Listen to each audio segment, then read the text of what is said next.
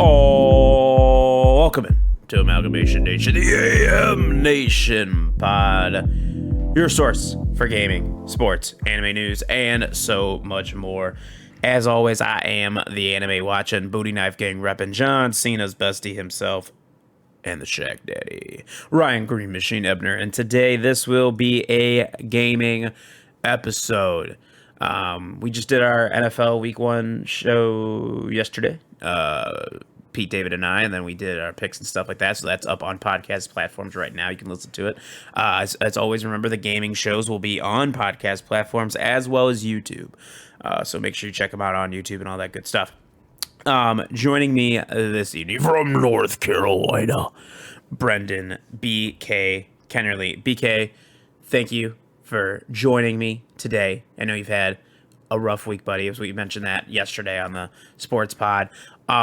So before we get into everything, I know you wanted to say a few words. If you want to give a little background here of what you wanted to get into here, buddy. The floor is yours. Well, thanks, man. It was a good podcast yesterday. I listened to it this morning while getting ready for work. I like how P2 casually left out that the Cowboys could go after the Ravens backup Tyler Huntley. They don't necessarily have to go for Jimmy G. That's the insight that we missed. Yeah. And also because it's AFC, NFC, so there's less friction doing it like that. There's, and Tyler, but another time. Unfortunately, this is going to get hard, so I apologize to everyone in advance. But I want to do this podcast to help keep my mind off things. I like doing it with Ryan, so it just makes me laugh. Unfortunately, we got to put down one of our furry friends on Sunday. My dog Bruno, who I've had for 12 years, French Bulldog. He was usually here by my side when I podcast. So it's going to be a little tough, but so I just wrote this little thing for him. It's a little stupid, it's a little sappy, but and hopefully this helps other people. It's okay to cry over dogs because darn, I've cried a whole bunch. Called this The Man and His Dog. The boy had always wanted a dog of his own once he was truly on his own. The boy kept convincing himself the time was not right and kept putting it off. Eventually, someone finally convinced him to get a puppy. The boy only agreed to get a puppy if it was the exact one he had wanted for an exceptionally long time. As chance has it, a brindle French Bulldog became available within a few hours' drive. The boy pushed all prior plans aside and drove the distance to meet his new companion. The puppy was shy at first and would not stop shaking. The boy held the dog and tried to transfer every ounce of love he could muster to soothe the pup. It worked, and they both fell asleep on the drive, the first of many times napping together. The puppy was stubborn, fearless, caring, silly, and a little mischievous. The boy had raised dogs before with his parents at home, but this was a whole other level the boy did not fully realize. However, like the puppy, the boy needed to be stubborn, fearless, caring, silly, and mischievous to train this puppy into a dog. The puppy helped reinforce these traits in the boy, and they both slowly became man and dog in due time. The man loved bringing the dog with him everywhere, on road trips to and fro, all matter of errands big and small, and mostly over to friends' houses to hang out. The dog loved this most, as he loved humans more than other dogs. The dog was always part of the gang, even though he was not in the group chat. The man would often be scolded if he did not bring the dog along to hang out, but thankfully this did not happen often. The man had trouble finding his footing in life and always regretted not having more living space and outdoor space for the dog. One day the man met a woman and they fell deeply in love. She also fell in love with the dog too. Who could not? The timing was finally right. The dog would get a house of his own and a bountiful backyard to boot. Everything was perfect. Unfortunately, time began to take a toll on this now old soul of a dog. Holidays were cherished, hours were enjoyed, and minutes were never forgotten. The dog taught so much to that boy that became a man that he could never fully repay him. So the man wanted to make sure the dog did not spend his last moments alone and the dog did not. The crusty, dirty gem of a dog is named Bruno Lewis Kennerly. Middle name's after Ray Lewis there. He changed my life, and I will always love him dearly. I will be able to look out the kitchen window and see Bruno before I leave work for every day, and I will be able to be near him when picking figs in season. Dogs like Bruno never go away. We carry them in our hearts, and they all go to heaven like 90s cartoon movies taught me. Ready to greet their companions at the gates, and I surely look forward to this. The man and his dog. Thank you, Bruno.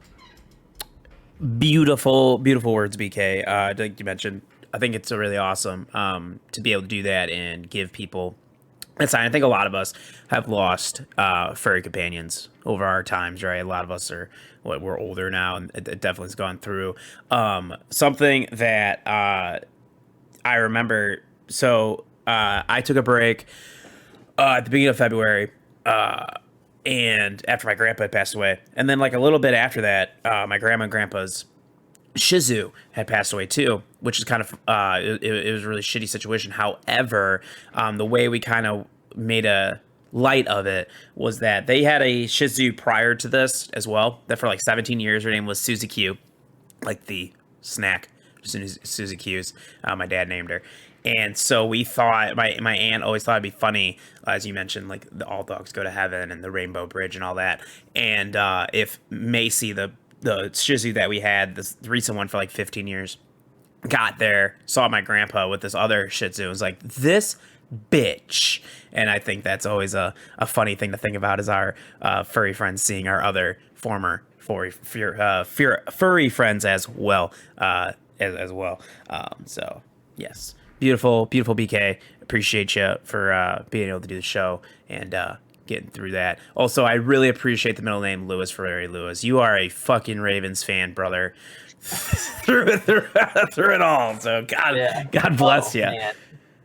Yeah, you know it. And like one of the last pictures we had of him, and it was me, him, and Colleen, and we're all wearing our Raven stuff. And he had a Raven shirt as well, and he also had an ECU jersey. So, I mean, we went out on top. He saw ECU football win on Saturday, and then he saw the Ravens win on Sunday. So, I mean, fantastic. I guess it's pretty good. Yeah, I got to see some dubs. There we go. The news today is plentiful as it is. Nintendo Direct announced their Direct for this week, and then a few hours later, Sony also announced they had a state of play later on the same day. So it was a very busy day. I was actually able to watch the Direct live, and then went back and rewatch the state of play after that. So I was able to do that, check them out, both of them. I thought both were pretty solid. We'll get into that. Now, BK, what have you been watching and or playing? I haven't really played anything since I put down Cyberpunk 2077. Mm-hmm. Like I was telling you in the pre-show, I can't find my Switch. I've looked on the normal spots it should be, and the spots that BK leaves it. But unfortunately, my wife went cleaning up, which not going to fault her for cleaning up. But she just put it somewhere where I would not look for it, so I don't know where it is, and that's a little upsetting. But because a lot of Switch stuff's about to be coming out here, so I don't know what I'm going to hop into next. I don't know. I haven't been in the right headspace. Like nothing's really kind of grabbed me. So I don't know. I might just kind of keep just watching shows and watching sports to fill my time, which is probably not good to say on a gaming podcast. But I think we all go through that, yeah. Yeah, I think that's with stuff you love, and I love video games. I know you do too. Sometimes you have to. Every now and then you just gotta step back, and but that's just why you love it, because like you know that you just kind of like need the space, and I think right now is a good time for me to kind of get some space, and because I know, here soon, probably in like a couple weeks, the fall kind of starts turning into the holiday season, like a little bit for video game releases, and it starts it starts popping off. And so like I know I'll hit it in stride and be doing that a bunch because I have so many days off that I have to use this year. So I will just be engorging myself. In terms of watching House of the Dragon. We haven't watched episode 4 yet. We're a little bit behind, but we're enjoying that a whole bunch. She-Hulk, I've seen the 4 episodes. I haven't seen the 5th, which I think came out today. I think today. Yeah, and I've been enjoying that. I haven't been loving that, but I will attribute that to partially like with my just the headspace and everything that's going on. So it's still a good show. It's still good. And then Ring of Power, really, really enjoying that. I have read all the Lord of the Rings books. I haven't read The Hobbit, surprisingly, but I've read all the Lord of the Rings. I have all the extended editions of the movies. We're sitting there watching Rings of Power, the wife and I, because like I asked her, like before I watch like nerd shows, I'm like, all right, do you want to watch this? And we watched the trailer, and she's kind of like, I just look. I don't even watch the trailer because I've already seen it. I just look at her reaction, like and then I can usually tell if like it's like yeah, I'll watch that with you or no. But Ring of Power, she's like, oh, like was interested and she's really enjoying it. And then I was like, oh, it's Lord of the Rings spoilers here, but Isildur, he's the one who doesn't throw the ring into Mount Doom to destroy it, and that's why you get the Lord of the Rings like trilogy and all that stuff. And like he's in Rings of Power. I was like, oh, he's the one that blah blah blah, didn't do all that stuff. And she was like, oh, I have no idea what you're talking about. And I was like, what? I was like, so wait, hold on, what do you? I was like, so when I was talking about the Harefoots, being like the precursors to hobbits, you just had no idea what I was talking about. She's like, well, no. I was like, so you haven't seen Lord of the Rings, is what you're telling me? And she's like, no. And I was like, we watched the Hobbit extended edition trilogy, and you haven't seen the Lord of the Rings trilogy? She's like, no, I haven't. I was like, what the fuck? Oh, what man. What the actual fuck? So we're gonna carve out some time. Well, we're out of town this weekend and actually next. But we're gonna carve out some time to watch the extended editions of the Lord of the Rings trilogy and blow her mind. But I had to talk about that because I was shocked she hadn't seen, like, she's like, no, I haven't seen a single. I was like, you haven't even seen like the regular versions of the movies? She's like, no. And I was like, hot damn. You're in for a whirlwind. Yeah, my goodness. I don't think Caitlin's seen Lord of the Rings either. I'm almost positive she hasn't. I'm gonna ask her, but I'll even ask her while we're doing this. But I don't have digital copies of those. I'm sorry. Oh no, that's okay.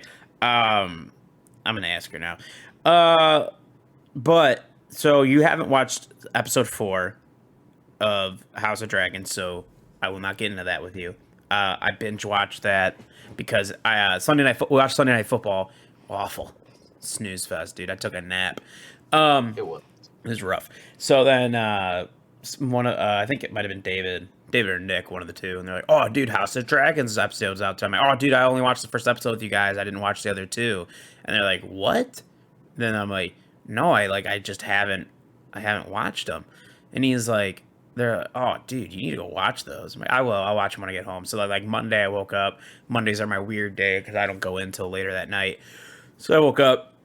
And I watched all 4, all the other 3, so episode 2, 3, and 4. I'll tell you what, man, the show's pretty good. All right, I actually thoroughly enjoy House of the Dragons. So, just saying, I do enjoy that. Now I think we're getting ready for a time skip, so like that's gonna be cool.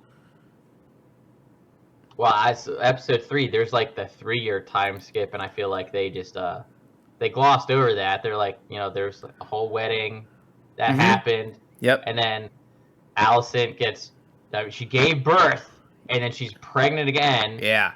So you're like, a lot happened in these 3 years, and I feel like I could have used some more context. Yeah, it's going to get even wilder because I think this episode, episode 5 is going to be the last for the season that we see Alicent and Rhaenyra.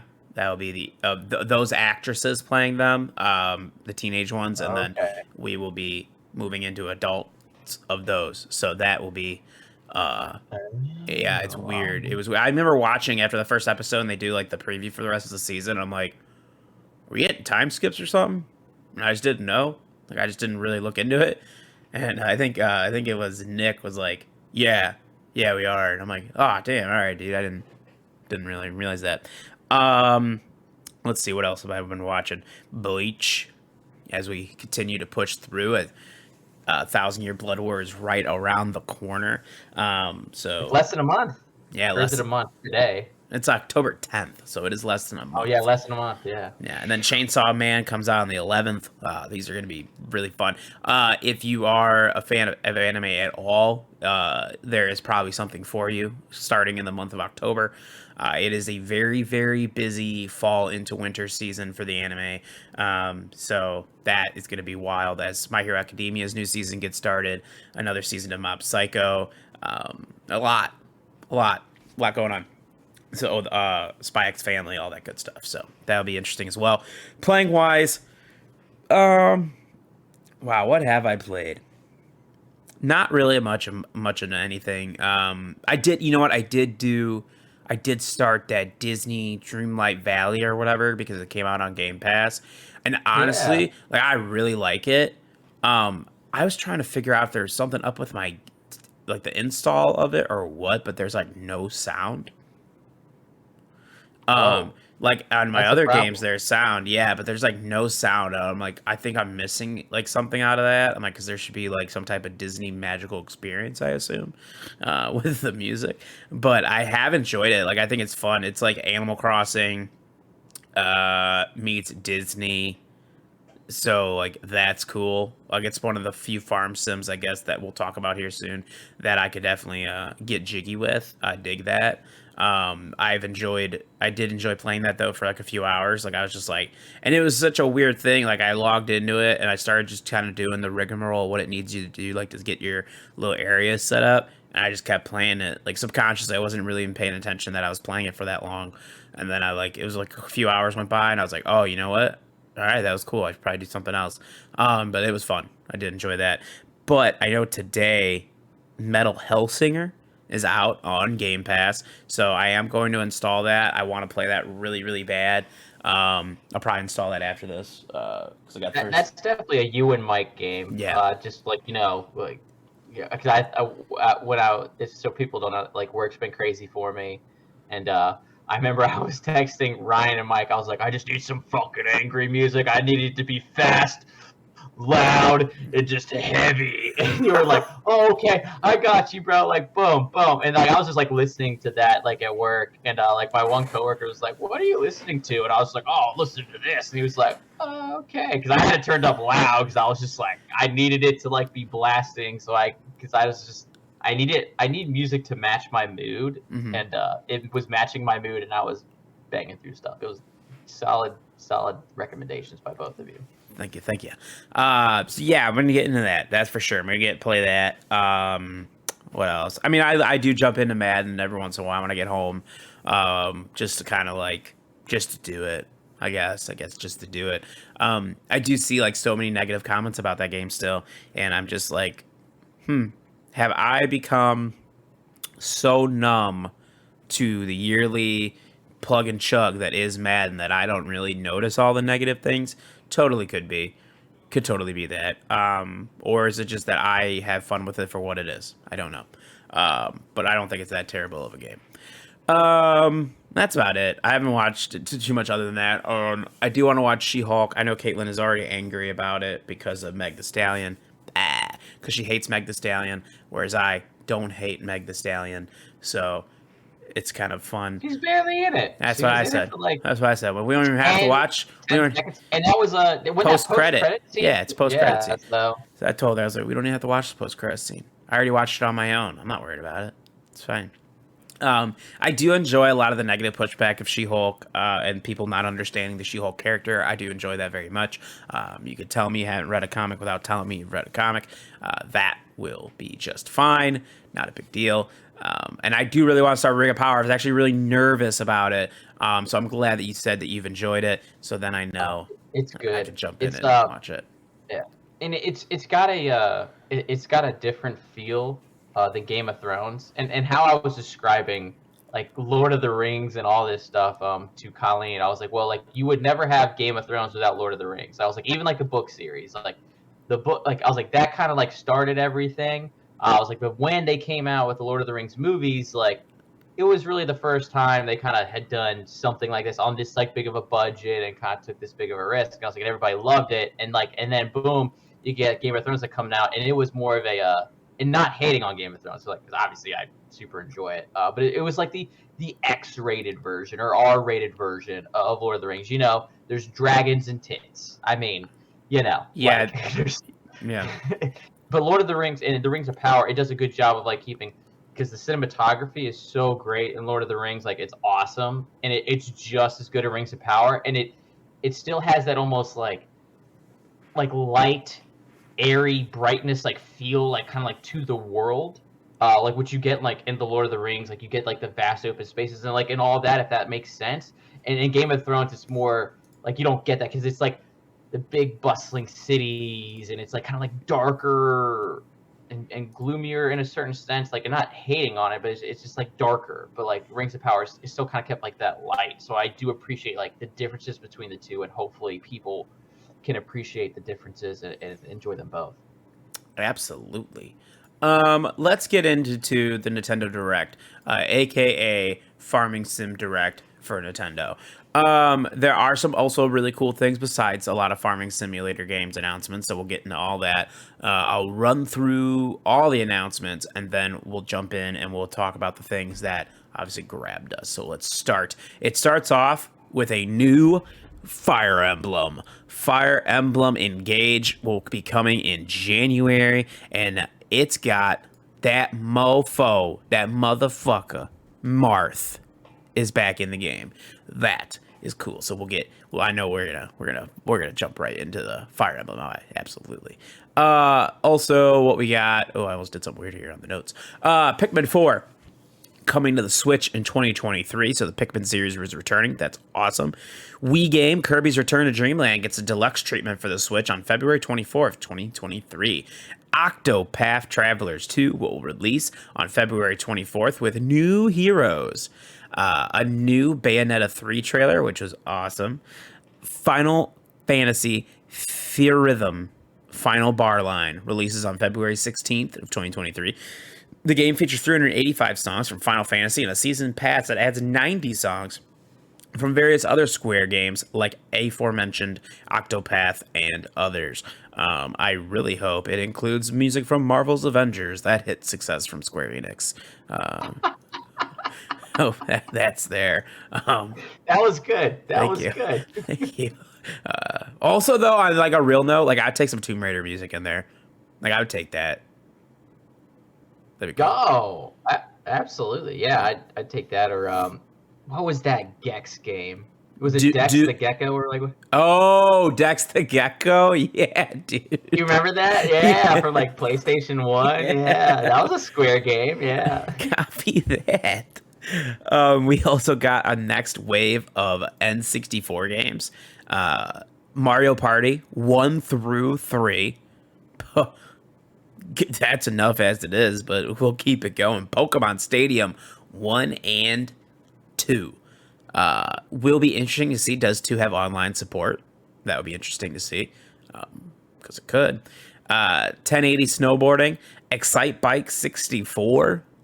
Again, both really awesome N64 games.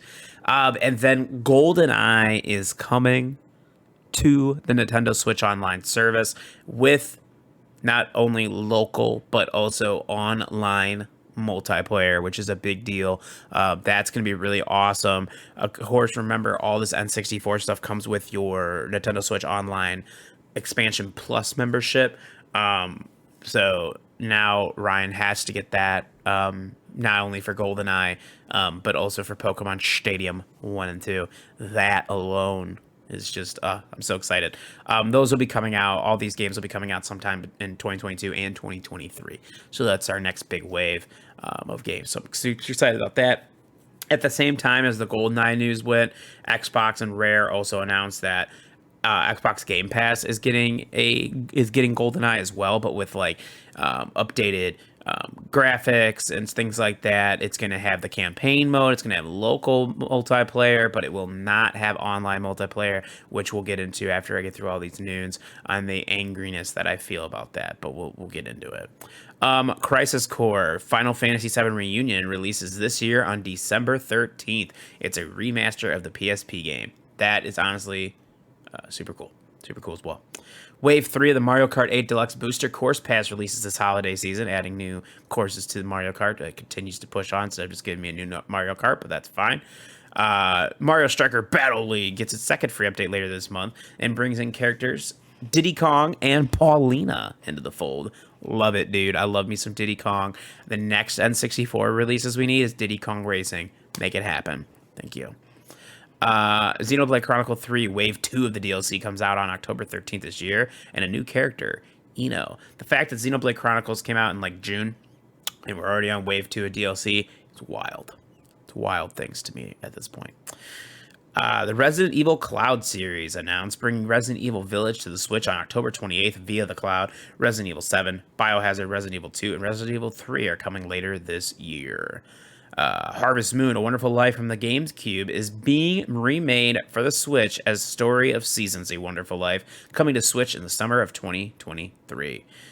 Fae Farm announced it's a farming RPG. That's crazy. A farming game on the Switch? Wild. Y'all nerds really like farming. Oh, yeah. Yes, they do. These people love farming. I love Animal Crossing, don't get me wrong. But, like, Jesus.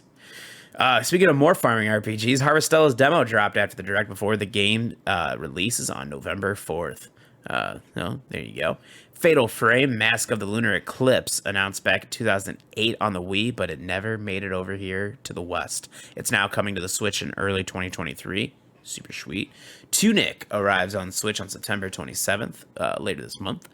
It Takes Two will also come to the Switch November 4th this year. Saifu joins It Takes Two, coming to the Switch November this year as well. Front Mission 1 and Front Mission 2 remakes are coming to the Switch, with the first arriving in November and the second in 2023. You know what's so funny? As I was scrolling through the notes, I thought that was it, and then I scrolled down to another page, and I was like, oh no, there's actually more. Copy that. But wait, there's more. Altair Ryza 3, Alchemist of the End of the Secret Key drops February 24th, 2023. GameCube's Tales of Symphonia is getting a remaster for the Switch in early 2023. Yeah, that's fucking sweet. I like that. Danganronpa creators announced Master Detective Archives Rain Code coming spring of 2023. I hope that BK gets that and lets me know, because he loves Danganronpa, so that'd be cool. SpongeBob SquarePants The Cosmic Shake comes to the Switch in 2023 with all the show's voice actors. That is super cool. Rune Factory 3, released back in 2009 in Japan on the DS, gets new life on the Switch in 2023. Various Day Life is out now on the Switch, a new immersive RPG. 1998's arcade game Radiant Silverground released on the Switch after the announcement, so that's out now. Factario comes out on October 28th this year, a survival game based on Alien Planet. Ib is a horror game that features 7 different endings based on the player's choice. Okay. Oddballers is a party game that comes out in 2023. The workout game Fitness Boxing Fist of the North Star comes out in March 2023. Just Dance 2023 releases on November 22nd later this year. Endless Dungeon is a procedurally generated roguelike coming 2023. So after, this is how I kind of interpreted the Nintendo Direct, right? You get the beginning. The beginning is filled with a lot of goodies for you. Okay. Then there is about a good 15 minutes, I think, of just all these announcements that I could have probably taken my nap for. And then right at the end, but wait, we got one more thing for you. And the sequel to Breath of the Wild officially gets a title and a release date. Legend of Zelda: Tears of the Kingdom, May 12th, 2023. Yeah, it's time. Fantastic. We now know a time frame for it. It will be next year. So that will be really awesome. So there was a lot in that Nintendo Direct to start off your morning. BK, thoughts on some of the stuff announced here for Nintendo? Well, I didn't I wasn't able to watch this live, thankfully. I had you texting me updates and trying to keep me in a cheery mood, which I did appreciate. But I was able to catch up a little bit today with all this stuff. And obviously, let's start off with the thing I'm most excited about, and I don't think people should be surprised by that. It's Fire Emblem Engage. I love all of them. I have all the Fire Emblem amiibo above me. Like I love it. The motherfucker Marth is coming back. I'm in there. I'm in there like swimwear. I'm deep in there. I'm like the camel toe. I am there. I am in Engage, baby. Let's get it. I wonder if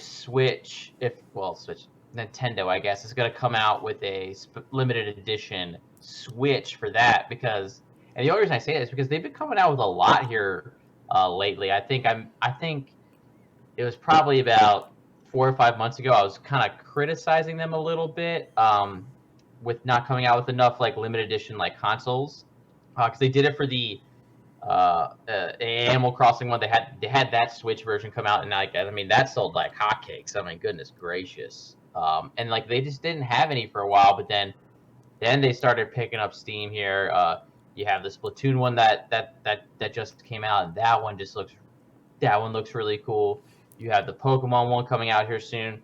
So I honestly wouldn't even be shocked if they came out with a Fire Emblem one in January, like, because you have the Pokemon one coming out here, like that's like the great holiday push, and like push through a lot. Then like, oh bam, here's another one right after the holidays. So for when all those people that get those holiday gift cards, oh okay, you can take that money, go spend it on a brand new OLED Fire Emblem Switch. I don't know if that'll happen, but if they're marketing correctly, they could get BK's money, especially because he's looking for a Switch right now. Pikmin 4, I'm glad that's coming out after 7 years. Of, like, I think that was originally teased in 2014, 2015, that time frame, like a long time. I wasn't on the podcast then. This was the Big J and BB show. You and Joey were holding it down, I think. I'm trying to think what was the iteration of that podcast. So it'd be 7 years ago. I want to say we were still called Second City something. It wasn't Second City. I don't know if we were still Second City Sports Chat. Might have been Second City. I don't know. Entertainment. I don't know. This show's had so many names because I usually get bored. And then I'm like, oh, you know what? It's here. I kind of like, I'll show BK an example. So like, I got this Yeti, right? And then when we went to C2E2, there were some people that had like custom stickers, and they were funny. Like this one has Jigglypuff and Kirby, and it says "I'll cut you," right? So that's the first sticker I put on there, right? That's awesome. But then we also had another one, right? Here's Bakugo with Cyndaquil, right?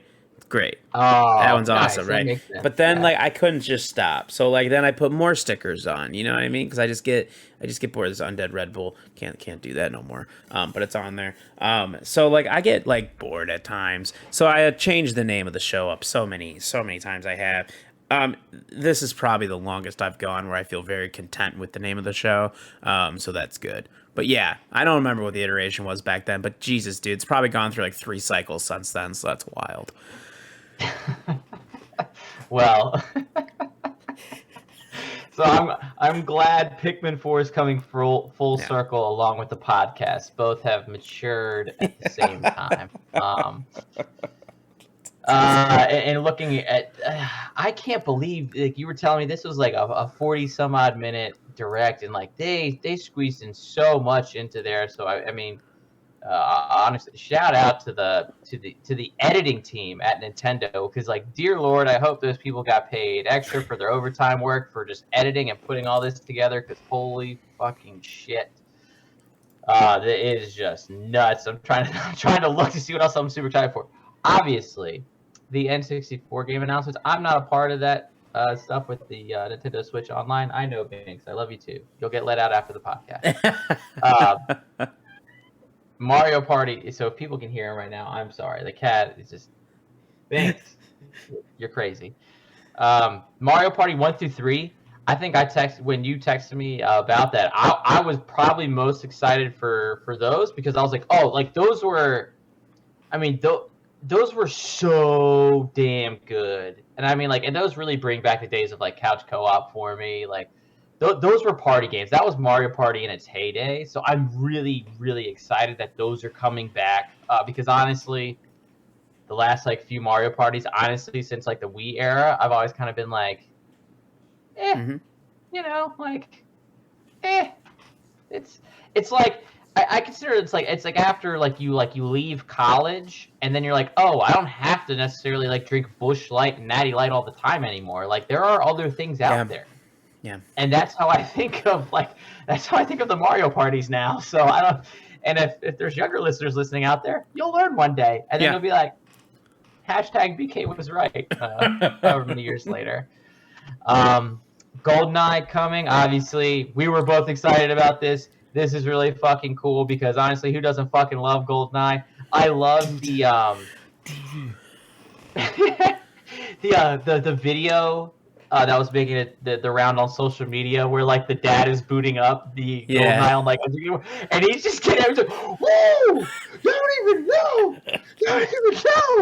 and like he's getting really worked up, and you're just like, and you can't help but just vibe off his energy, and you're just like, oh yeah, like because you hear that music, and then like I can even hear like, all right, because you remember Ryan, like when you like open it up, it was like the CIA files or like whatever is like top secret, and like and you could hear like the page flipping. Like I can vividly remember that page flipping sound in my right now I'm hearing it like on just a little like flipping through and all that stuff. Like I remember all that stuff so vividly. I remember that was one of the first games where you could shoot your gun at a wall and like there would be a bullet mark. And granted, you could only make like I think it was like maybe 5 or 7. Like I don't know, it could be a little bit more, could be a little less.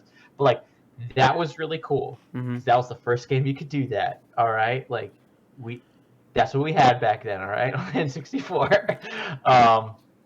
So that's really cool. I'm shout out to like Nintendo editors. There's so much in here. The Resident Evil Cloud series. I don't play this on the Switch. Like, I'm not trying to hate on the Switch, but like those games I'm not playing them because they look terrifying, and I'm seeing like a compressed image, whatever, that I'm looking like through the internet. I'm not even looking at it natively, and it looks detailed and terrifying. So like, just like if you want to be less scared, sure, play it on the Switch. Like fine. If you want to do that, I can get on board with that. But like if you actually like enjoy the horror genre, like get it on the PC, the PlayStation, or the Xbox. Just do yourself a favor. I guess it's cool that it's coming, I guess. And one thing that I did want to touch upon with you, actually a couple things that I want to talk to you about with this Nintendo Direct, and you actually brought up one of them, so we'll start with that first before I go into the next one here, is farming RPGs, man. Like, what the fuck? There are so many, and I don't know if it's because Stardew Valley really like changed the fucking game, because like I think it did, and then dare I say Animal Crossing New Horizons evolved the game. It really Stardew Valley like kind of was like, hey, this is a farming sim, and then everyone was like, fuck, we love this shit. You finally got the farming sim right. We've had them before, but you finally got this shit right. Then Animal Crossing New Horizons was like, hold up, motherfucker. We're about to change the game. We're about to go West Coast offense on this bitch. Oh. Yeah. And so there's so many farming sims that were announced. Like, what? Like, there's so many that are coming. Like, what the hell's going on, dude?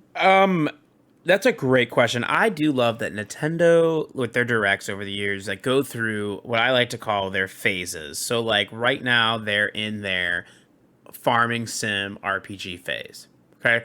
So where every person that's making a game for the Nintendo Switch, that's what they're making. Right? Every developer is like, we are making a farming sim.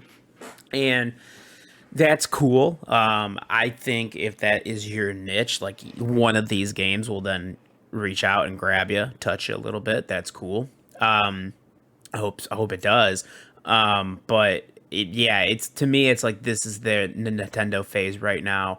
I love when like sometimes like we'll go through where Nintendo like literally announces so many JRPGs that you're like, oh wow, no, I can't like do that. Like I have to pick and choose here. Like I can't just do all of those, and that's kind of what we're at right now with farming sims. I have to assume, like you said, Stardew Valley like changed the game, and then Animal Crossing obviously came around, and they Animal Crossing, the 2021, 2020 AM Nation Pod Game of the Year. That had a lot of things going well for it. The entire world being locked down is part of it. It came out at like that right time where you just needed some type of like joy to and spend time with people, and that they did a great job. I mean, shout out to Animal Crossing for that. So I think that helped, and it gave like this new life to farming sims, and like you said, so yeah, we're Nintendo going through its farming sim phase. Shout out, I guess, like if that's your thing. Shout out. Look, we went from Farmville to this. You know what I mean? So good for them. Wow, Farmville. Yeah. Shout out to Facebook game Farmville. Isn't that Zynga? I think that's Zynga, isn't it? Yeah, yeah, it is. Yeah. Nice. Wow, I remember playing. I remember playing those Facebook games like they were going out of style back in the day. A lot of enjoyable ones. The other trend I wanted to talk to you about is it seems like, at least in this direct, and maybe this could be another flavor of the week here, a lot of games are being remastered or remade and coming out on the Switch, and even games that didn't even make it over to like Europe or the US. Like there's so many things I can't like Fatal Frame, Mask of the Lunar Eclipse. There was another one in there that I can't remember now, but there were a few games that are quite a few that are being remade and remastered coming to the Switch. And like as far back as the GameCube era. So like this is impressive. Like wowzers. Like Harvest Moon, A Wonderful Life. Tales of Symphonia. Yeah. Yeah. Like so many games. Like what's your take on all that? I think it's easier to port games over to the Switch than ever before for a Nintendo console.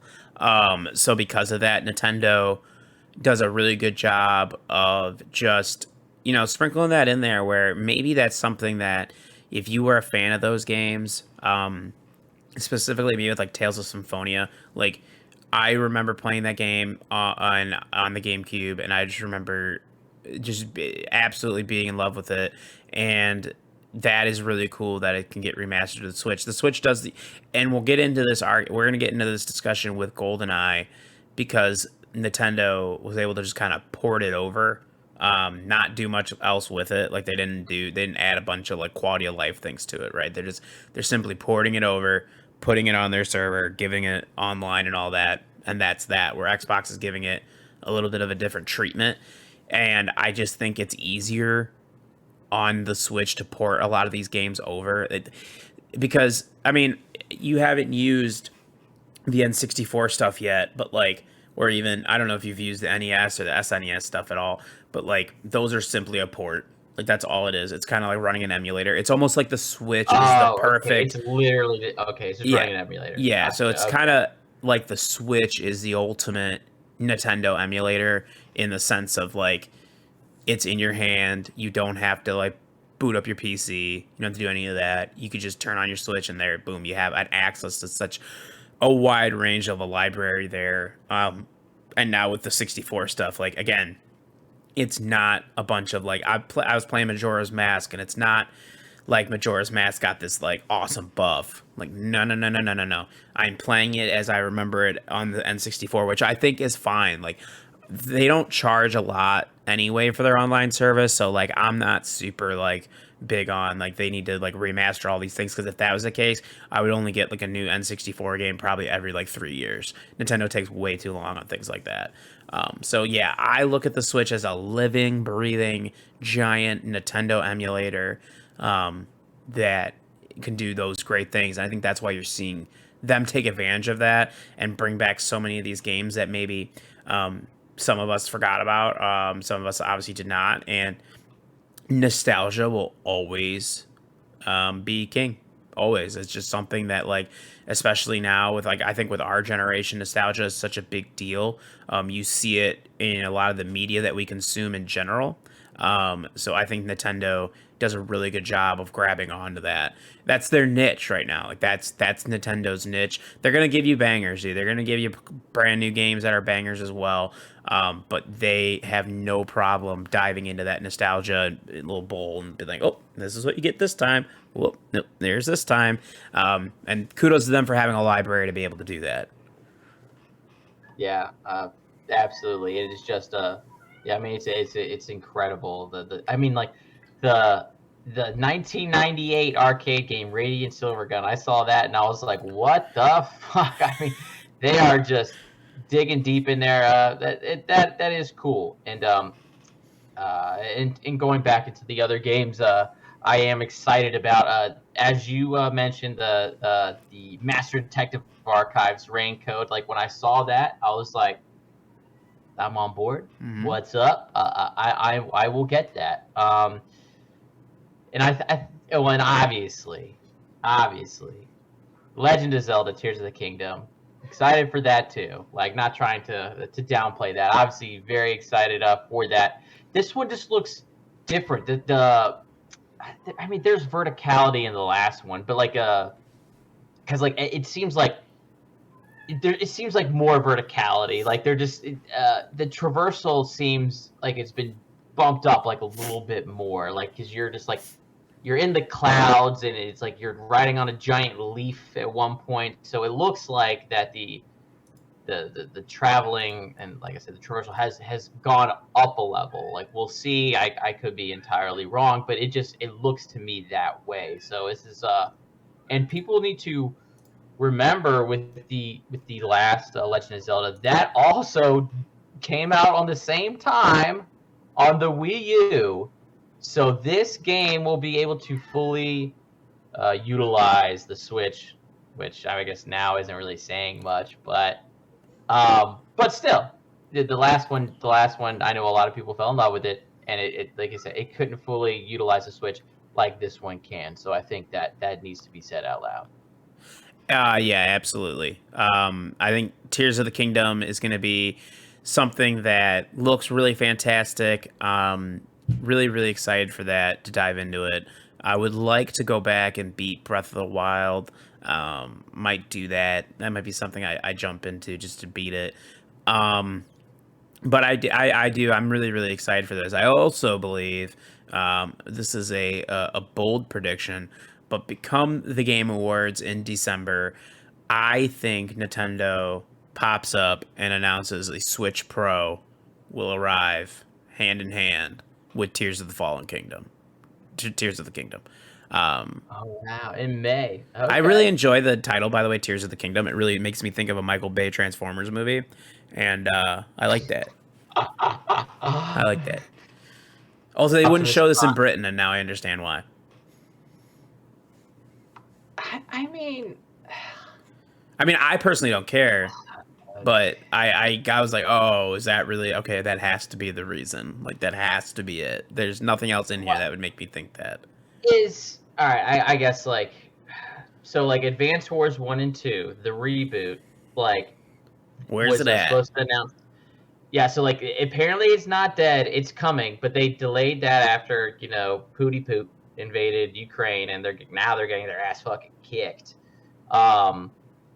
Like, I guess, how is this like this mythical kingdom that I don't even think it's technically a monarchy or like or so. anything. It's like we've only known of like one king, right? So I don't know. It's Tears of the Kingdom. Like, really, is it gonna offend the UK? Doubt it. Like, is it more offending to the times than, like I said, like Advance Wars 1 and 2 reboot coming out? Like that was supposed to come out on my birthday, April 8th. Oh wow, yeah, I've been pushed back a bit. It's such a weird thing. Also, as I was reading the notes and I saw Fitness Boxing Fist of North Star, I like was like, oh wait, it's literally a boxing game based on Fist of the North Star, the anime. I was like, that is so cool. I was like completely zoned out of that as I was reading through the notes. But yeah, that's also really cool. Oh, that's an anime? I Yeah, have Fist no of the idea. North Star. Yeah. Oh yeah, like an old one. It's an old one. Oh yeah. Oh, nice. Oh yeah. Okay. Very cool. What else we got? Oh, and like I mentioned, I was already excited for all the N64 stuff. Really excited about that. Um, BK, your thoughts on the Xbox versus Switch versions of GoldenEye? Yeah, and so we have talked about this via text. I think there was a lot of compromise on Microsoft's part to really get this out there. I honestly don't think Nintendo could have cared less about remastering anything. And like you said, like they didn't. They were just like, here you go, like like here's the nostalgia hit. Like take a nice key bump of it, rock and roll, daddy-o. Yeah. And Microsoft was like, well, no, and they've upgraded it to like what? It's like 4K textures on some of Yeah. the stuff, which all right. So like when I say that, I hope people don't like turn it on or like they buy it or they go to Game Pass. They're like, what the heck? And it's like it's 4K textures. So think of like Minecraft. So like everything's gonna be nice and sharp. The textures are gonna be great, but it's like you're still working off like 64-bit like technology. They're kind of smoothing out the edges of everything. It's Mm-hmm. not gonna like you can only up-res like so much. Like you can take a black and white picture and you can convert it to like you can only do so much at a 4K signal. That's just is what it is. So like I hope people don't take me the wrong way or misinterpret when I say that. I still think it'll look good. I've seen the compressed images and they look really great. But it sucks that Microsoft had to make these compromises and Rare to with Nintendo to get this out, and I think they had to make some stuff with Amazon as well because Amazon owns MGM now, and MGM have come out with every single James Bond movie. Like they own like the license. Mm-hmm. So I think, but Amazon was probably okay with it. But it's still there's a lot of like moving parts and getting this out, and it sucks that the Nintendo Switch is getting the online aspect. Like you gotta be fucking kidding me. The worst online service out of there. Like Amazon Luna probably has better online service than fucking Nintendo Switch. The Stadia probably does. Yeah. Yeah, and like there's maybe like 114 people playing that right now. Like If that. yeah, if that. And so that is just it sucks. I mean, yeah, and you were making so many great points, which I'll let you make about that because I don't want to step on your toes, but yeah, I mean, because you were coming with the heat there, and you were not wrong. Yeah, like, see, the anger part to me is that Xbox, like, okay, you've been getting this tease now for all year long. We've been getting a tease that, like, there's been a bunch of reports coming out in leaks that, like, GoldenEye is getting worked on, that Xbox is doing a GoldenEye remake, all this stuff, right? They own Rare. It's totally gonna happen. We get it. Like, the Nintendo Switch shows it off. I'm like, oh, wow, cool. And then I go on Twitter and, like, Rare's like, Xbox doing it too. And I'm like, I was just so excited. I'm so happy. And then within the hour, you get the reports coming in that, okay, well, actually, like the Xbox version isn't going to have online multiplayer. This is my problem with Xbox. If you're going to do something, you got to do it all the way through. I appreciate the whole we're going to get 4K texture updates and like it's going to look really cool. I have to be completely honest with you. I could probably give less of a shit about the campaign. I could probably give less of a shit. I don't think that's where that's going to be honestly, that's not what I remember from GoldenEye. Like, I just remember playing it with my friends and like it being like obviously in the moment you don't realize that you're a part of like something really special, but like it is something really special now when we go back on it. Without GoldenEye, you mentioned the bullet holes and things like that. Without GoldenEye, you don't get Call of Duty.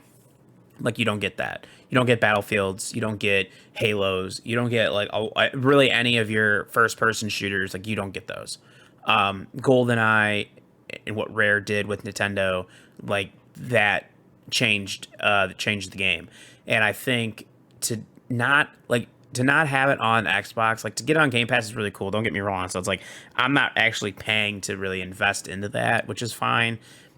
But like to not have that online aspect where Microsoft obviously has the better online front, the better technology, just seems like a big old kind of waste for me at this point. Then, like, if I have to choose where I'm gonna play it, I'm gonna play it on the Switch now because I want to experience the online. I want to experience what that's like in 2020, whenever it comes out, 2022 or 2023.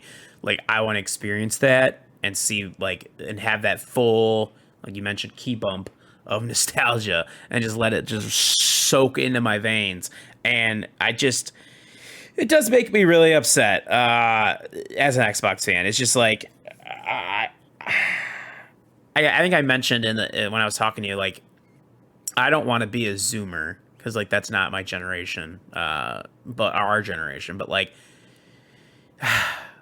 I don't get upset when local co-op gets phased out.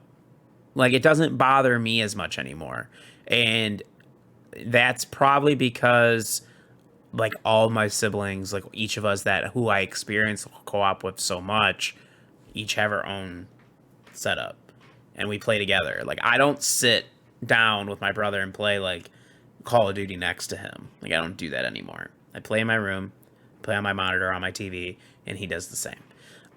Whereas I understand like local co-op is cool for certain things. Like I do like the idea that a little mini Ryan could run around and play. I could play local co-op with him or her. That's cool.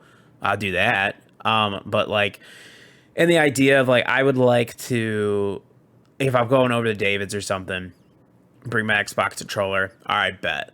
Like, I'm down to play local co-op of GoldenEye. All right, I'll do that. Like a party aspect of it, but like to play the online, I think is just it'd be way more convenient. That's one, and I just feel like I'd get more joy out of that.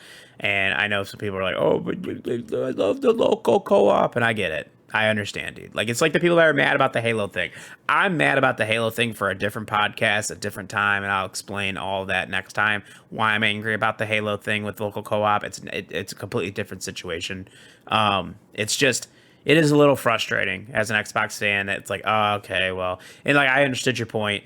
And you're talking about like they probably had to make concessions to do this because of all the licensing and the loose ends. Like technically, yes, Xbox owns Rare, but Rare has a completely old GoldenEye, and it's a whole ordeal. And also while we were talking about GoldenEye, I just wanted a side note when you mentioned the beginning of the show that Colleen hadn't seen Lord of the Rings. Caitlin and I went to see the last James Bond movie with Daniel Craig, and she didn't tell me until like halfway through the movie she'd never seen James Bond. So that was cool. I was like, what? And she goes, no, I've never seen any of these. And I'm like, so like this is not even like you don't even understand. Not a single one. Like not a single James Bond? Nope. And I go, so like I'm like, wait, you didn't even see like all the Daniel Craig ones, like the newer ones that most people like have watched? And she's like, no. And I was like, also like none of this is like gonna have like the impact on you then. And she's like, well, it's sad. And I'm like, okay, copy that. She goes, I just wanted to go because you wanted to see it. And I was like, oh, okay, I appreciate that. But yeah, that's a lovely girlfriend, but holy moly. I guess like, well, it's different for me. Like my dad loves James Bond. I don't know if I've talked on the podcast. Like he has a James Bond encyclopedia. He's got all the DVD movies, and then when Blu-rays came out, guess what? This motherfucker got all the Blu-rays. Yeah. Like, well, I've seen all the James Bonds. Wow, that is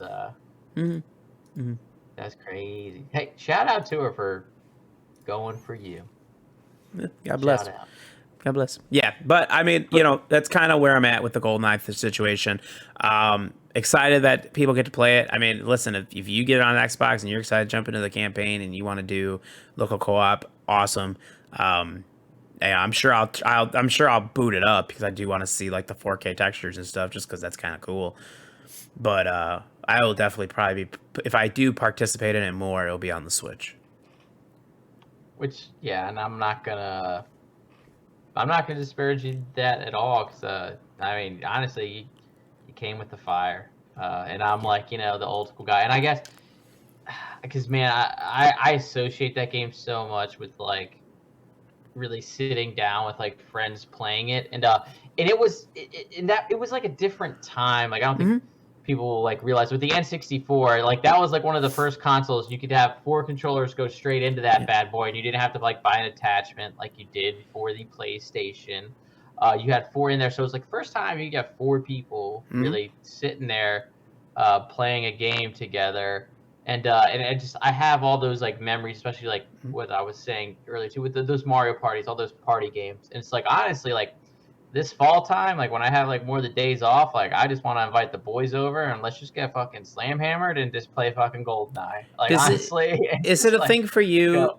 BK? Like with friends from that time, like because I agree, like you have so much vivid memories of your friends coming over, you going to your friend's house and playing that. That's why like I really that is why the online thing not being on Xbox bothers me as much as it does, is because like a lot of those friends, like we get older, we move and we move across states, we move across countries, we do all these things. It would be so cool to be able to boot it up on a proper online service and play that with my friends again. Like, do you know what I'm saying? Oh yeah, no, like you are absolutely like on point. It's just that like it's like I can't do that with a lot of those people that I did Oh, just because I don't yeah. talk to them anymore. Yeah, It's no, just I understand that. Yeah. yeah. I just don't have just with me bouncing back and forth between Maryland and North Carolina with all the moves and school and all that stuff. It's just like you as you said, like when you get older, you kind of just like grow apart from people, Hmm. and it just kind of happens, and it's just nothing you can do, and there's no hard feelings. It's just it is what it is. Absolutely. Absolutely. Yeah, that was Nintendo Direct. That was a chop full. If you could stop it there and be its own episode of the podcast, but there's more. There was a state of play later that day, so let's get into that as well. State of play reveal Tekken 8 with official reveal. I know they showed a little bit of it off and teased it at the EVO fighting convention tournament competition. But now there's more of it. No release date yet. But also want to throw in there Tekken 8 coming to the Xbox as well. So there you go. Just want to throw that in there. There's a new trailer for God of War Ragnarok. Looks fantastic. And a limited edition DualSense controller, which also looks really cool. Star Wars Tales from the Galaxy's Edge Enhanced Edition gameplay trailer for the PS VR 2. Sweet. Demio, a survival co-op dungeon crawling coming to the PS VR 2. Like a Dragon Inshin remake is coming to the West. That would be really cool. Hogwarts Legacy is getting a PlayStation exclusive quest. Pacific Drive, the first game from Ironwood Studios, is a driving survival game set in post-apocalyptic Pacific Northwest. Oh. PlayStation Stars loyalty program starts rolling out this month. I did not dive into enough of what that is yet. I'll have to do that. Sin Duality will be releasing in 2023, a third-person shooter featuring mechs from Bandai Namco. Yeah, that's all right. I dig that. Stellar Blade coming from 2023, formerly named Project Eve. Rise of the Ronin was announced from Neo develops. It's an open-world samurai game exclusive to the PS5. Yeah, all right. Not as much going on here as the Switch, or as Nintendo, which is fine.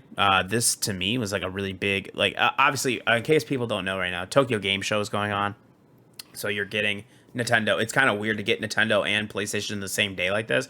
Kind of feels like an E3 again, which I liked. That was really cool. I did like that as well. Even To though I missed it, I love that aspect. Thank you for bringing that up. Oh yeah, absolutely. And then today was this morning was Xbox's over here in the United States. Xbox went on. Phil Spencer was there. I watched a little bit of that on the drive home from work, and I was like, oh, all right, like, this is pretty cool. Like I do love that all 3 of the major players are all participating in Tokyo Game Show. I love that. This was like really big just to show off God of War Ragnarok, which again looks like a 90 to a 98 game. Like that is what it's gonna be.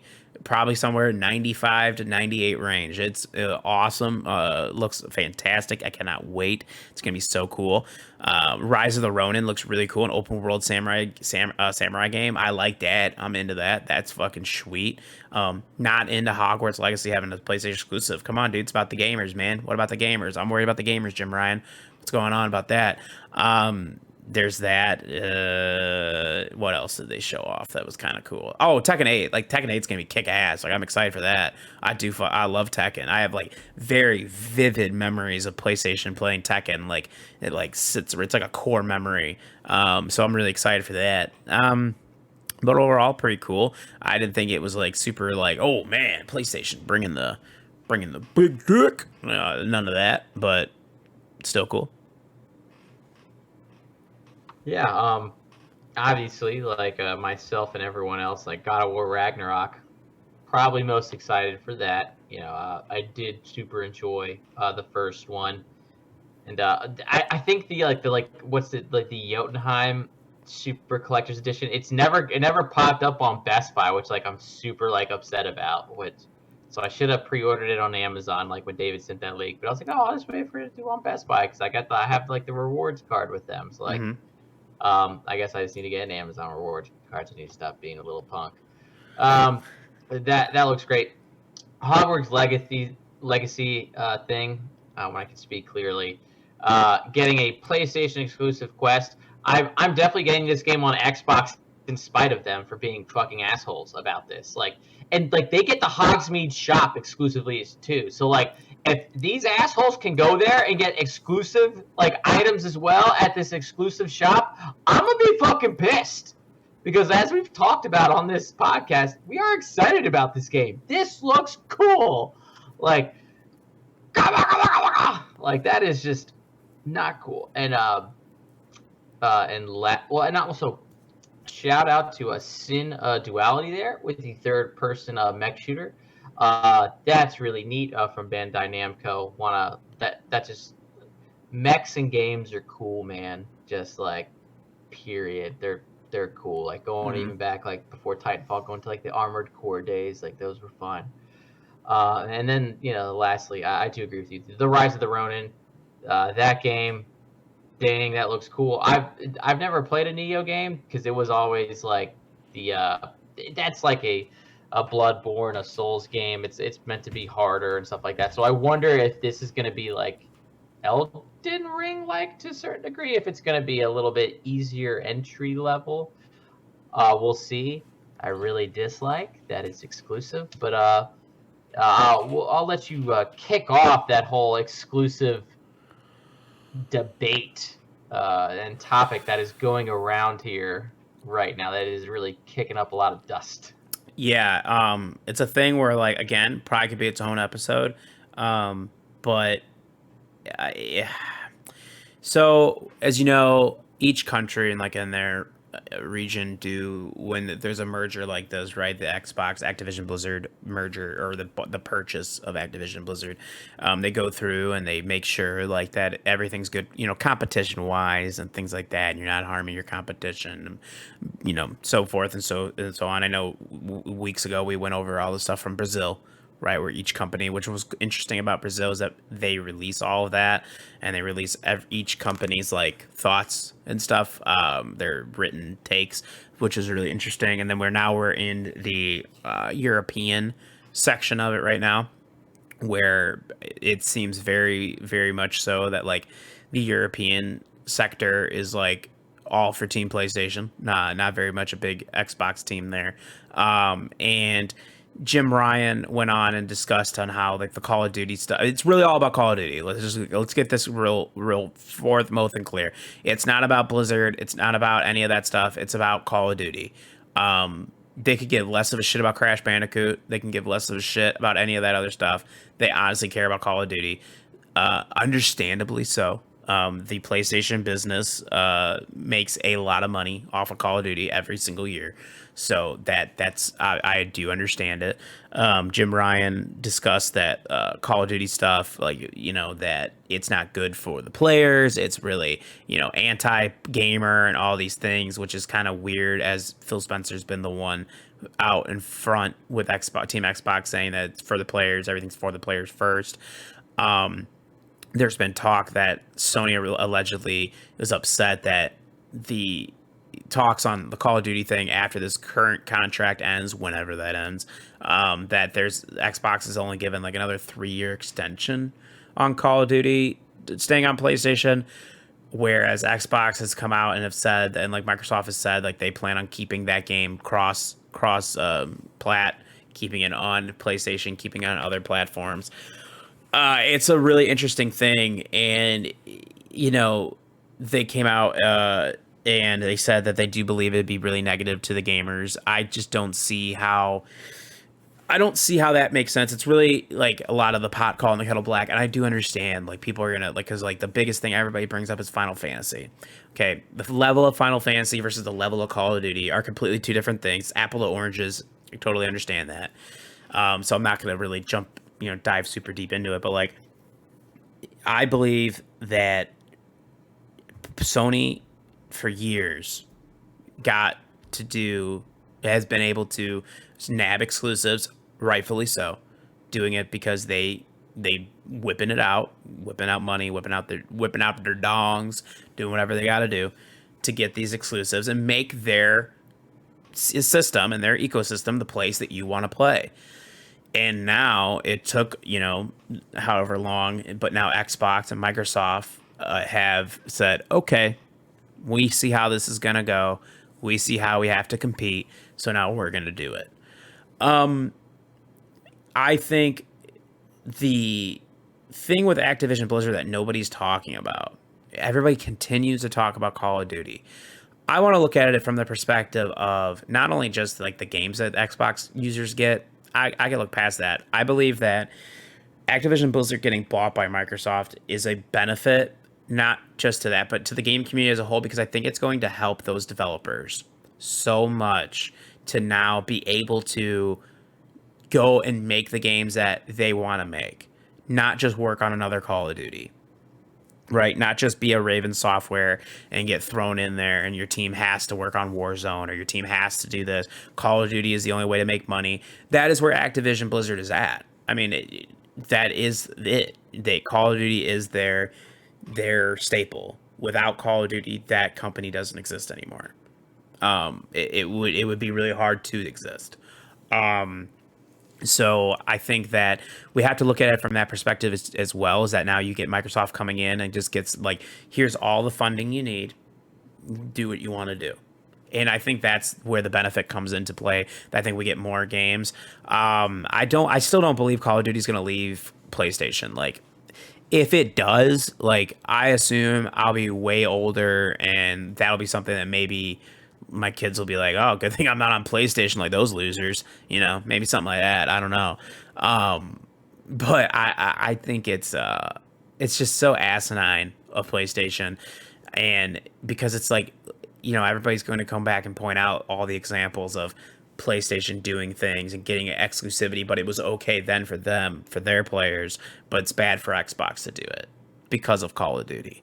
And I just think that's stupid. Yeah, no, you're absolutely right. You hit the nail on the head. And what really rings to me from what Jim Ryan said, it sounded like whining, and it really was like, oh, it's not fair when they do it. Yeah. But it's okay when I do it.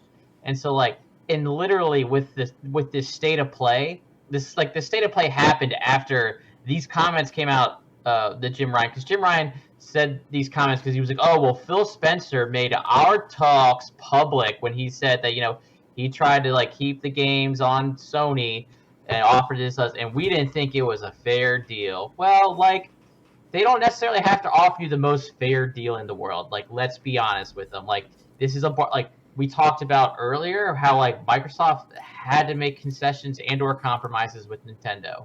Clearly, Sony does not want to do that at all. And so if they want to harm their player base, I think, okay, like, you have to realize that as a gamer. You have to make that conscious decision as a gamer. So just keep that in the back of your mind. Like, that is what it is. And like, why should Microsoft like still bring them there. Like, yeah, like and people talk about like all the money that they're pissing away. Like, yeah, ideally, like they would be pissing away a lot of money. Like they could still bring like the base game there. But as we've talked about on here as well, is that like whenever you're and how Sony makes their money with this game is because you're actually not going to a brick and mortar store. You're buying everything directly from the PlayStation Store.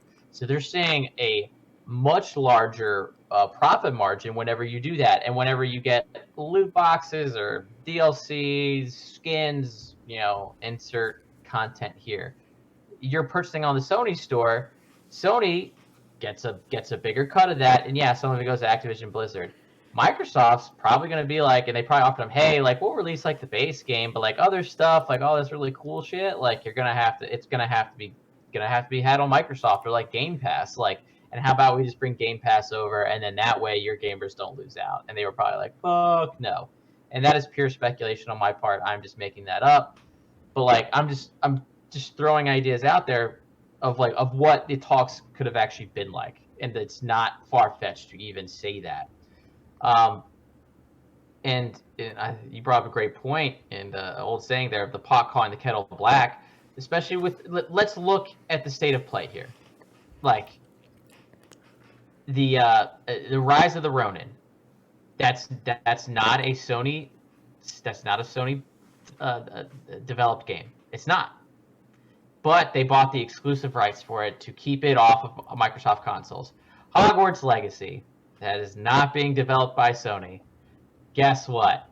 It's having Sony branded specifically like stuff come out, which is fine. That's okay. Like that's you are allowed to do that. You are allowed to pay the money for it. And then the exclusive quest, it's very very hypocritical, and it's just like I don't know. It doesn't look good that Jim Ryan is saying this stuff. Honestly, like. This is a bad look. This is a very bad look, in my opinion. Like, if I were like a big Sony person, I would not be thrilled with his comments at all. I'd be like, all right, this guy does not have the backbone that need to carry this brand forward. Honestly. Update to tie everything in. No, Caitlin has not seen Lord of the Rings. I knew it. I was very well aware of that. I nailed it. And she also said she's very sorry for your guys' loss, BK. So she sent that as well. So thank you. There you go. Yes. Yeah, but I was like, I knew it. I was like, she's like answering other questions or like telling me other things. I go, no, you skipped over it. Did you or did you not see Lord of the Rings? I'm like, it's for the podcast, so I just want to know. And she goes, it's for the podcast. And she goes, no. And I'm like, okay, nailed it. Didn't think so. All right, cool. Let's get into other shitty gaming news. There are major layoffs for G4 TV. This is coming from Kotaku. So somewhere during this week, somewhere between 20 to 30 staff members were laid off at G4 TV. A lot of them did not know about it until they got to the studio, or they just logged into Slack and they did not have those people were not on Slack anymore. Then amid all of that, there's a lot of streaming cancellations for this week now as they're going through it. Not great. I feel really bad for the people involved at G4. Something that I think, a lot of people are really, really excited about, and including, me. And then, COVID happened and it kind of like pushed it all back, and it was all, it's been tough. I think, am I wrong? I might be wrong. G4 has a channel. Is it on YouTube TV or is it on Sling? One of them has it, actually, though. No. One of them has it, and I don't remember which one it is because I actually saw it when I was scrolling through. But it has been, it was resurrected last fall, and it's just really upsetting. I do want to point out, I saw today, Greg Miller, kind of funny, tweeted out that, like, they're going to, the people that got laid off, like, they can come on and host the Kind of Funny Games Daily, and they'll get paid to do so. So I do always love that about Kind of Funny, that like they'll bring in those people that, just to kind of promote themselves and like get themselves out there, and they pay them to do that, which I think is awesome. So shout out to that. But yeah, just you hate to see that. You hate to see layoffs like this. So no bueno. I think they have something on YouTube TV because like I went over, I just logged in real quick and I just typed in G4 and it looks like there's like a it's and it says light and all this stuff. So I think it is YouTube TV. You're right. Yeah, nailed it. I thought so. But yeah, really, really, really shitty over there at G4 TV. They're owned by Viacom. It's just I think it's tough, like, and I'll sound like an old person here, and we'll go back to kind of like this nostalgia with the couch co-op. And so when G4, and especially Tech TV, before they merged into one, it was like that's how you got your gaming information like that way. Yep. You had magazines, and the internet was still, it wasn't what it was now. Like and you had TV, and that's how you kind of got all this information. But then kind of gaming evolved so much with the internet that the way that you consumed gaming related content kind of evolved with it. And so, and I think maybe that's why G4 hasn't really done as great as we wanted to here. Is because, I mean, but like, how many people are using streaming via YouTube and Facebook gaming and like Twitch, and they're getting their gaming content that way instead. I think that has a lot to do with it. Competition's hard. Competition's hard because, like, I know G4, you can watch it on Twitch and YouTube. It's just, it's hard. Like you mentioned, there's so many avenues to get gaming news. I mean, obviously, Amalgamation Nation, duh. There's just so many avenues. So you're right. I mean, it's such a very competitive space to get into right now. And I think it, like, again, there's a nostalgia kick in the beginning. And now some people just kind of like, you kind of like, woo, you wean off a little bit.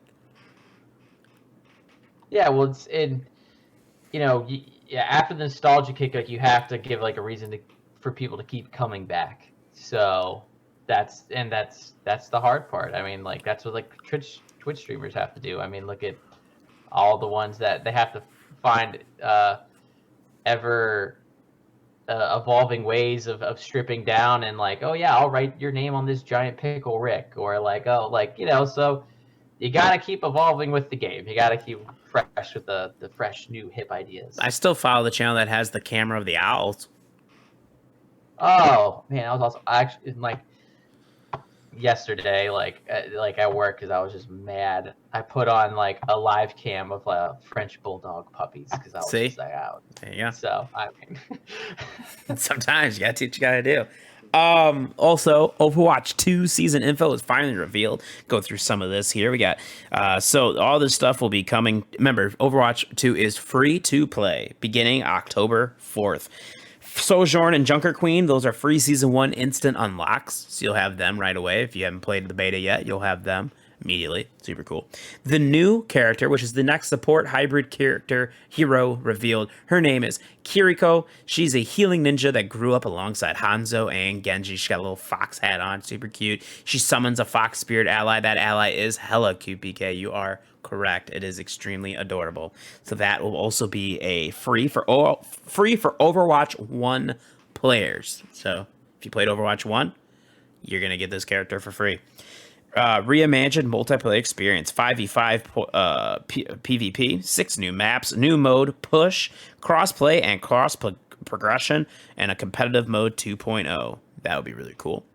The limited time event, which is October 25th through November 8th, Junkenstein's Revenge, The Wrath of the Bridge. That would be cool. New take on Junkenstein's Revenge, which is a yearly event that we Overwatch players love for Halloween, so that would be really cool. You get access to Overwatch 1 content, all 32 original heroes, classic maps, and modes. Now let's get to the other stuff, which is introducing the Battle Pass. Of course, the game's going free to play. It has to have a Battle Pass. How else is it going to make any type of money? So there looks like there's going to be 2 Battle Passes, a standard one and a premium one. Okay? In that original Battle Pass here, you get free rewards, correct? Because the Battle Pass is free. The standard one, free.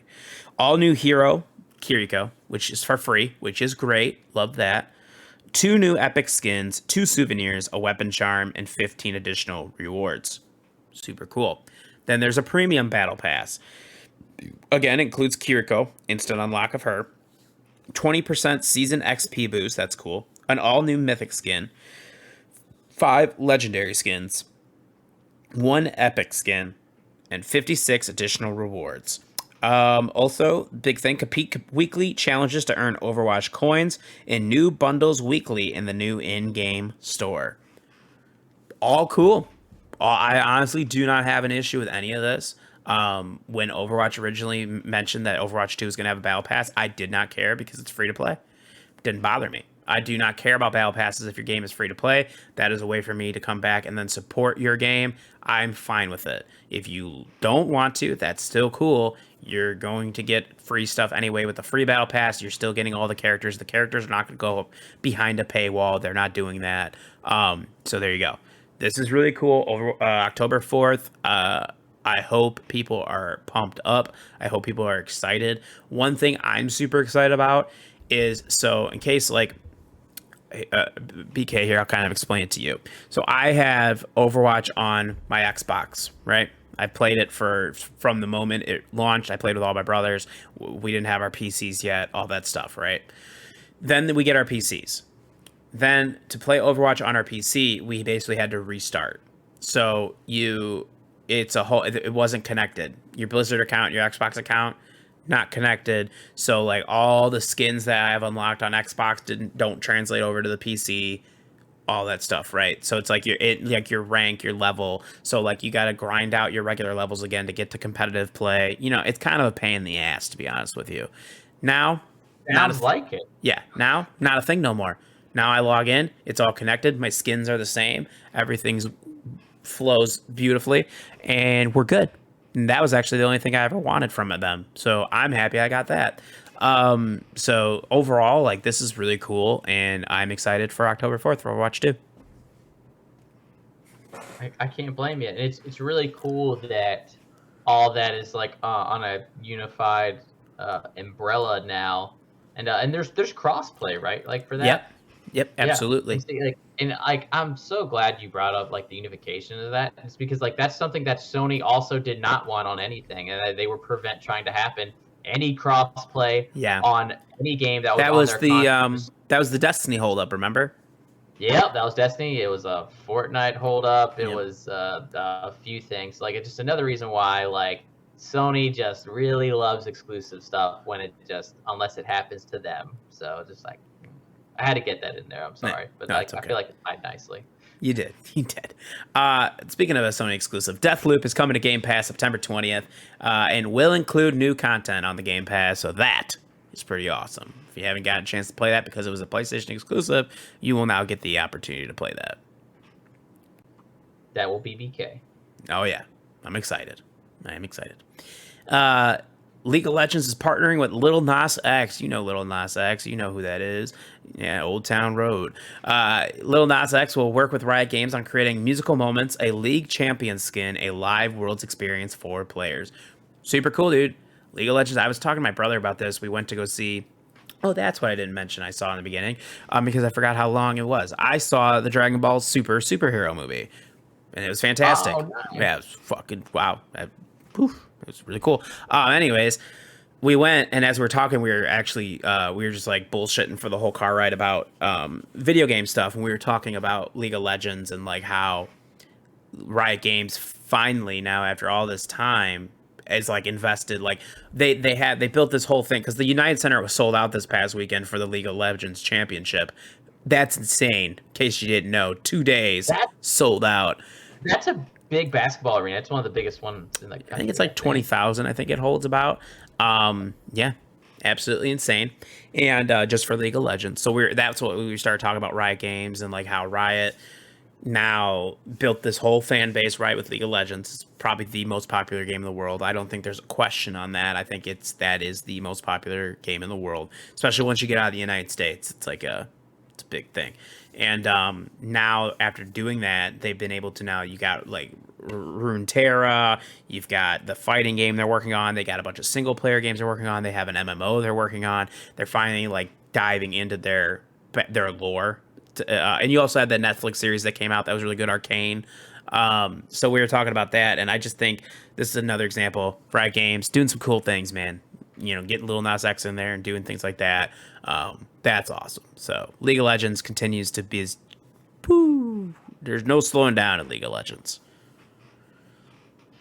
I mean, good for the Lols fans. Lulz. That was like something that just came after my time, and that's just where It's I good, talked dude. about It would have never consumed you. doing it. Yeah. Oh yeah. Would have consumed you. Yeah, absolutely. We got Call of Duty announcements, including some exclusive PlayStation things, including that they get like access to the beta first and all those things. Crazy. But No way, Ryan. No yeah, way. Sony would never do that. They hate exclusives. It's not fair for gamers. It's not fair. no, it's not fair for PlayStation gamers, everybody. That is the clarification. Oh, Yeah, they forgot to put gotcha. that in there. There's a little Sorry. asterisk next to it. Yeah. Warzone 2.0, though, finally revealed, and it drops November 16th. It's got new swimming mechanics and things like that. Super cool. I can't wait to see the file size on this because it's going to fuck my shit up. That's why I had to install the other one because I can't do it. It's too much space. I almost would have to get like a 2 terabyte just for Call of Duty Warzone. I can't do that. Wow, really? It's It's a like hundreds lot. of my gigabytes, right? Or Yeah, something like it's a that? I don't lot. know. hmm Oh That's my why god. I installed it on my PC too. I was like, no, it's just gonna like not that I think it would really bog down my PC, but like it's still like that's a hefty amount that I don't need. I think a couple buddies that I will play like some online games with, and like they were like, oh, like you should just download it, and I was like, all right, I was like downloading it, and they're like, oh, it's gonna take forever, and then like I think it maybe got a quarter of the way downloading like Warzone 1. Then I was like, no, I'm not gonna. And I told him, I was like, yeah, it's just taking too long to download. And honestly, like, I'll probably only play this once with you guys, and then I'm gonna hop off because I'm just not having fun. So That does happen, dude. That does happen. And then to wrap up the show, I almost forgot until you put these in. Assassin's Creed announcements. There was a ton of them last weekend. Assassin's Creed Mirage stars Basham from Valhalla, and the game ditches the open world RPG archetype for its roots with similar gameplay to Assassin's Creed 1. Assassin's Creed heads to Japan with Assassin's Creed Red. That's the codename currently in development with the main team behind Odyssey. That is going to be more of the open world RPG that we've been used to the last few iterations of Assassin's Creed. Assassin's Creed Hex, which is a codename, revolves around the Salem witch trials. Oh yeah, I'm in. That's cool. Yeah, I'm all in on that one. Assassin's Creed Jade, the first Assassin's Creed mobile game, is to be set in ancient China. Assassin's Creed Infinity will bring multiple Assassin's Creed titles together and is exploring bringing back multiplayer to the franchise.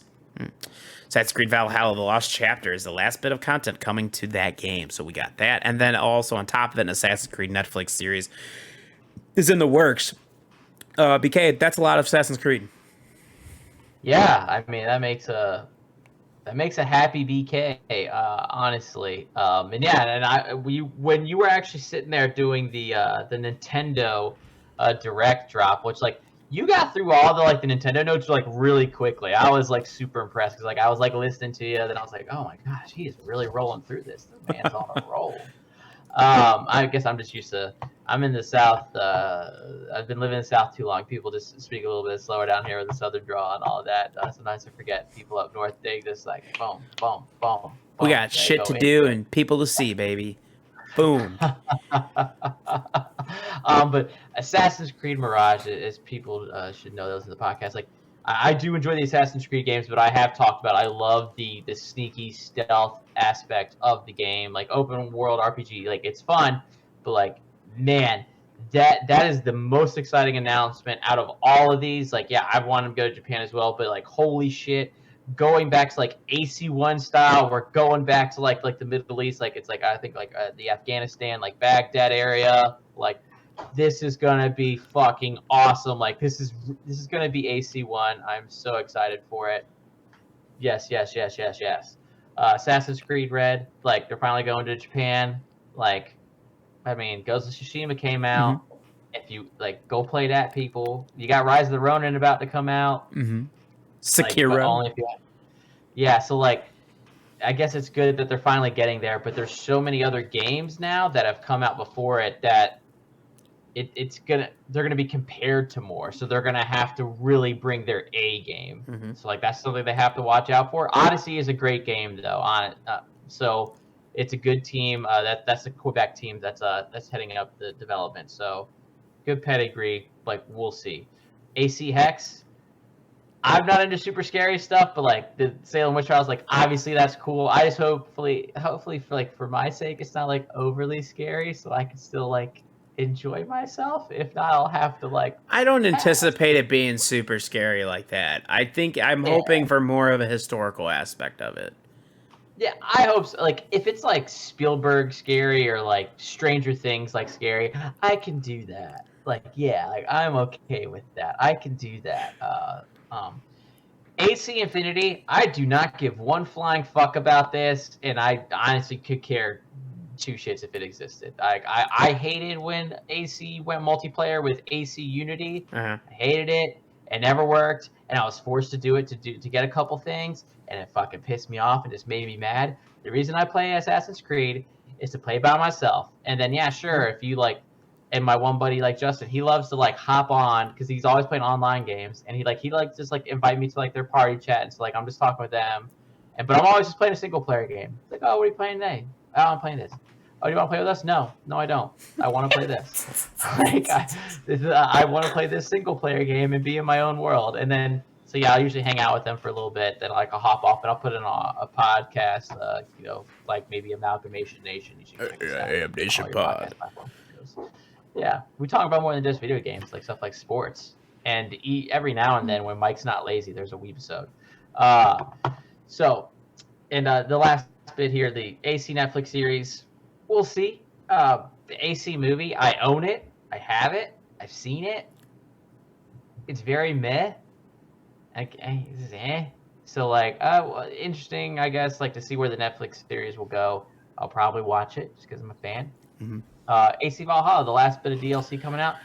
I'll check it out. I will check it out because I paid for it because I got the like Game of the Year edition, whatever that came out. So I've already paid for it, so I'm gonna play it. Absolutely. Yeah, I'm excited for Mirage. I think that's cool to get us back to that Assassin's Creed 1 type feel. That would be awesome. You're great. You nailed it when you said that they're going to compare to everything when it comes to the Assassin's Creed Red, the Japan one, because it was something that we wanted for so long. Like everybody's like, this literally fits way too perfect. Like it has to happen in Japan. And it just took forever to get here. So now because of that, like other people, like other developers and studios are like, oh yeah, that's kind of like a good idea. Let's do something like that. And they nailed it, especially Ghost of Tsushima. So because of that, I'm like, oh yikes! I don't know how I'm gonna feel. I'm excited for it. Really, I hope it's fun. I do know that as I play it, I'll be like, oh well, okay, well it did this right, but it kind of did that. I liked how this game did this. I know that's gonna happen subconsciously, so that kind of sucks.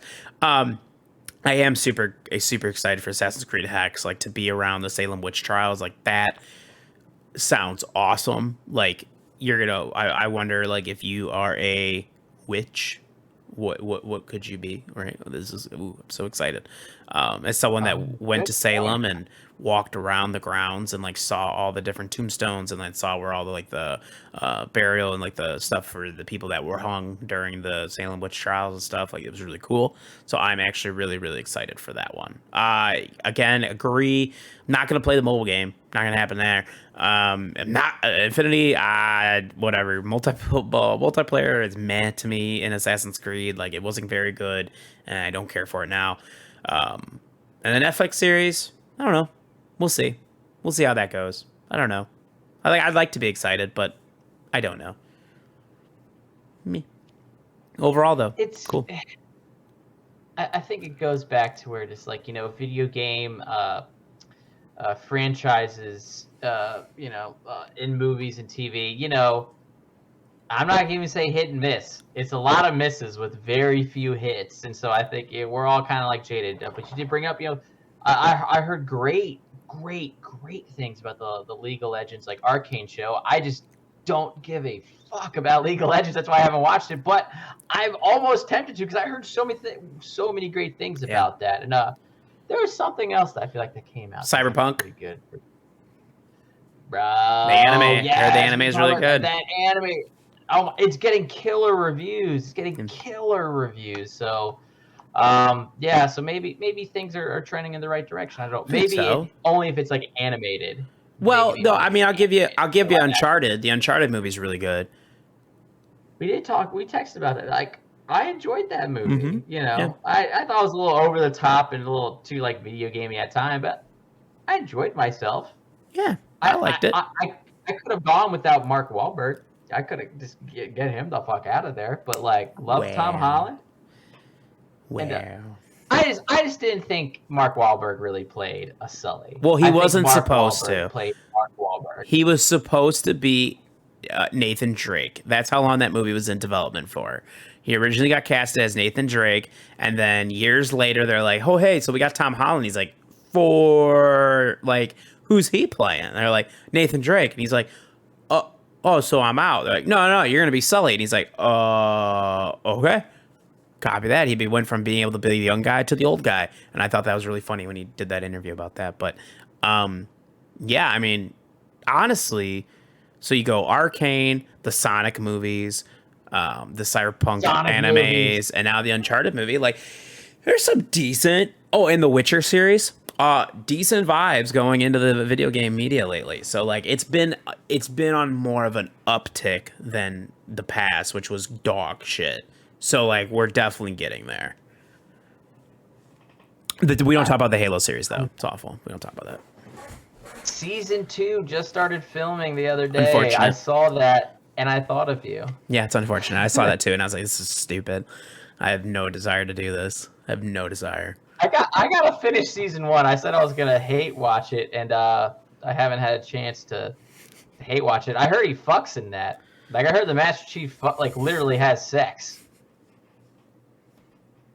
I hate this. Hey. That's what it is. Any other more video game news, PK? No, I mean there was a lot, and so thanks to everyone for being patient with us, and especially my little diatribe at the beginning. It's this has definitely like lifted my mood. So thank you for letting me kind of almost talk about that at the beginning, get the waterworks out of the way. But this has really helped lift my spirits and just kind of because I do love doing this, and so yeah, thank you for that, buddy. Of course, anytime. Love doing it with you, brother. That will be it for the news. This is a hefty one, so thanks for sticking around and joining along with us. It has been a fun ride today. As always, you can find us on Twitter, Instagram, and TikTok at AMNATIONPod. Hit the follow button on all of those. The intro music is from Taicho Beardo. Find him on SoundCloud. That link is in the episode description, or just search him, Taicho Beardo, on SoundCloud and Spotify. You can listen to us on Spotify and Apple Podcasts. If you are listening on Spotify, you can subscribe to the show for $5 a month. Just click that in the show description. We appreciate that. That helps support the show. No matter where you're listening, though, make sure you share it. Share it with a friend, family member, all that good stuff. We do appreciate that as well. Also, listen to us on YouTube. Go to the YouTube, subscribe, like the video, share the video. Let us know your thoughts. YouTube.com. Just search Amalgamation Nation. Or if you're listening on podcast platforms, that link is also in the show or in the episode description. So check that out. The merch's link is also up and running. That is AM Nation Pod and Under Black Bull merch. Click that link as well. Get yourself some cool merch for the fall. Twitch.tv/Under Black Bull is where you find David. If you're an Amazon Prime member, not only can you watch Thursday Night Football, but also you can sub and get a free Twitch Gaming sub a month because you're an Amazon Prime member. So give that to Undead Black Bull. And didn't even show us in the notes. Fortnite this season just came to an end. The new season begins Sunday the 18th. This Sunday, the tease is already in place for Spider-Gwen and Miles Morales. So be ready for that. And if you're playing, so cool. Oh yeah, and if you're playing Fortnite, make sure you use that Epic Games creator code AMNationPod. That helps support the show at no additional cost to you. So go ahead and do that. And even if you're like, I did that when I listened to this like 4 episodes ago, that's great. But it updates all the time and refreshes itself, so you have to replug it in. Trust me, I know it's annoying for me too, but that's how Fortnite does its thing. I think it's to make you like change up and support other content creators. Shout out to them and all, but make sure you support AM Nation Pod. That's the one. Until next time, enjoy your weekend, everybody. I hope you watch some good old football if you are. If not, maybe you're streaming some good shows and movies and all that good stuff, playing some video games. Love to see it. As always, be safe and you stay breezy.